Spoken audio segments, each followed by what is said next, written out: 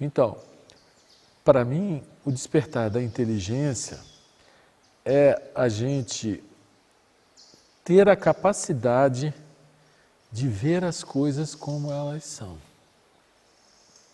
Que é a mesma coisa que descobrir a verdade.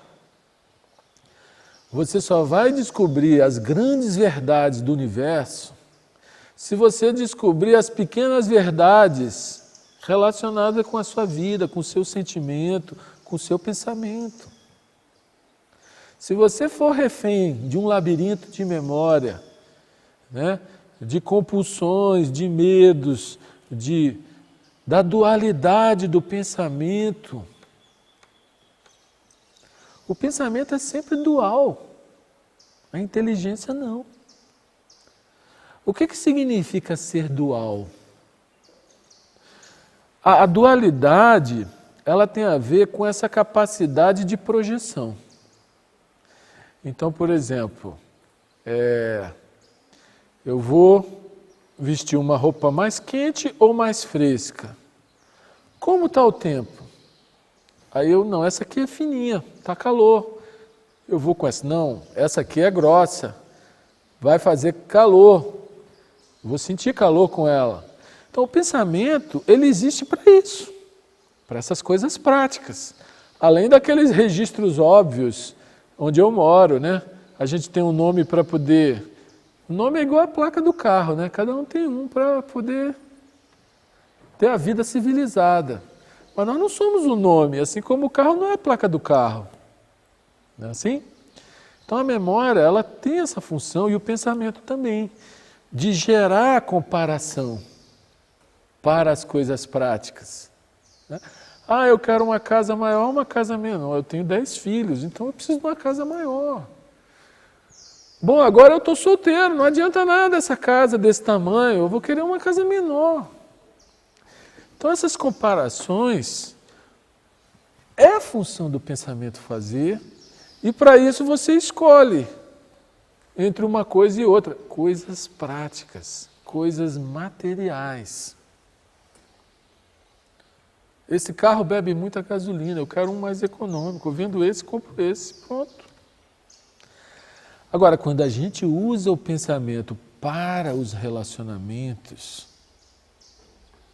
a gente fica esperto, num certo sentido, de esperteza, mas fica ignorante no sentido de inteligência.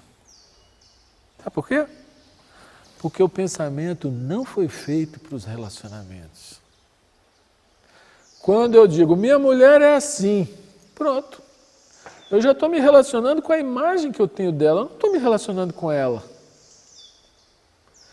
Às vezes as pessoas têm conflitos, porque uma tem a imagem de um, a outra tem a imagem do outro, e elas ficam reagindo às próprias imagens que elas registraram nas respectivas memórias de experiências passadas com o outro. Mas o outro não é necessariamente aquela imagem que eu registrei dele numa outra experiência. Ele é o que ele está sendo agora. E, consequentemente, quando a gente coloca o pensamento no âmbito dos relacionamentos e cria aquela ideia do meu, do eu e do meu, que isso tudo é produto do pensamento, né? Meu marido, minha mulher, né? Você já está na esfera do pensamento. Meu filho tem que ser assim. Né?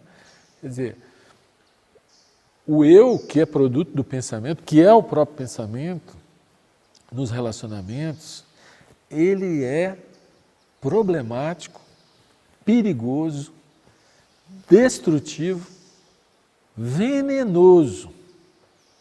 Por quê? Porque ele separa as pessoas. Quando você não tem ideia a respeito de uma pessoa, por exemplo, você pode ser gentil com ela, afável, normal, como qualquer pessoa, não é? Mas muitas vezes você tem um preconceito contra uma pessoa, que é a sua própria memória, é o seu próprio passado. Aí você gela, destaca, evita. Ou você tem um outro tipo de preconceito que você idolatrou, idealizou aquela pessoa. Você acha aquela pessoa o máximo. Aí se aquela pessoa chegar aqui, você abre o tapete para ela.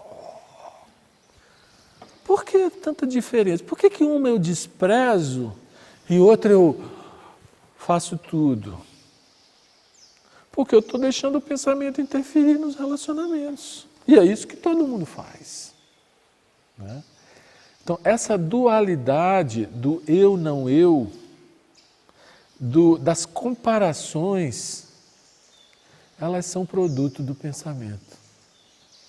Mas para você viver de uma maneira plena e se relacionar de uma maneira plena, é preciso ir além da dualidade. Ir além da dualidade é saber, esse território, o pensamento não pode interferir. Porque se ele interferir, ele vai criar divisão. E ao criar divisão, ele vai criar separação.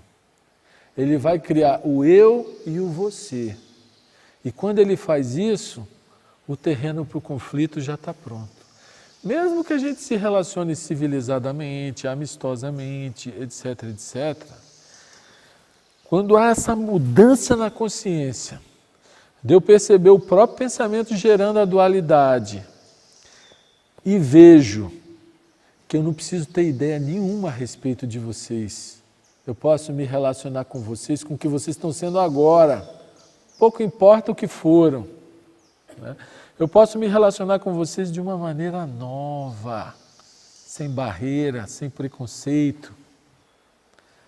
Isso potencializa a vida um tanto que a gente não tem ideia do que é isso. Ou seja, você começa a viver na verdade, você começa a ver as coisas como elas são, você para de fazer suposições. Se você achar que alguém tem alguma coisa, você vai e fala com a pessoa, fulano, isso. Aí fulano vai dizer, não, isso ou isso. Você vai ser direto. Você vai viver desarmado. Você vai ser inocente. A pessoa inocente é aquela que não tem barreira. Ela se dá da mesma maneira, sem nenhum tipo de reserva. Aí alguém vai dizer assim, poxa, mas se você viver com essa inocência, será que não vão querer te passar a perna? Será que você não vai ser uma bobada aí na história? Aí eu vou dizer o seguinte, essa inocência, ela tem uma inteligência que ninguém passa a perna nela, que ela não entra em nenhum tipo de roubada.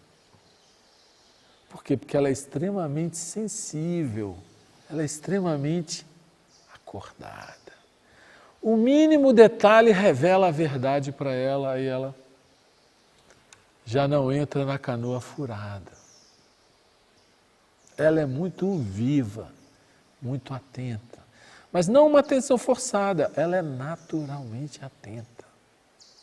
Porque ela não está gastando a energia dela com aquelas projeções, elucubrações, comparações, julgamentos, que é o movimento normal e cotidiano do pensamento. Né?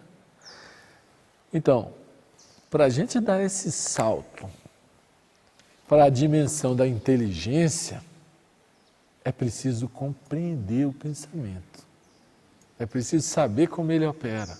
E não é tão difícil compreender. É difícil prender o pensamento. Se você quiser fazer assim, vou ficar em silêncio mental agora. Aí você vai fazer uma força e ele vai escapar daqui a pouquinho e você não vai conseguir. Que é o que o pessoal que faz concentração tenta fazer. Né? É muito difícil você reter o pensamento. Mas não é difícil compreender o pensamento. É muito simples compreender o pensamento. Por quê? Por uma razão muito simples. A vida é agora.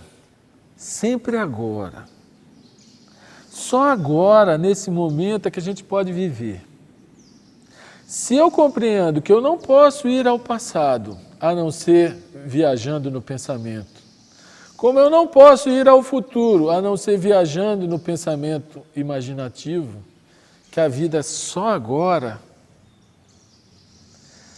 aí eu vejo que o pensamento é uma viagem nos caminhos da memória, nos labirintos da memória, e uma imaginação a partir desses registros.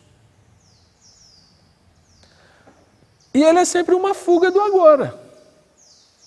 Porque se eu estou agora, com toda a minha atenção agora, ele está quieto.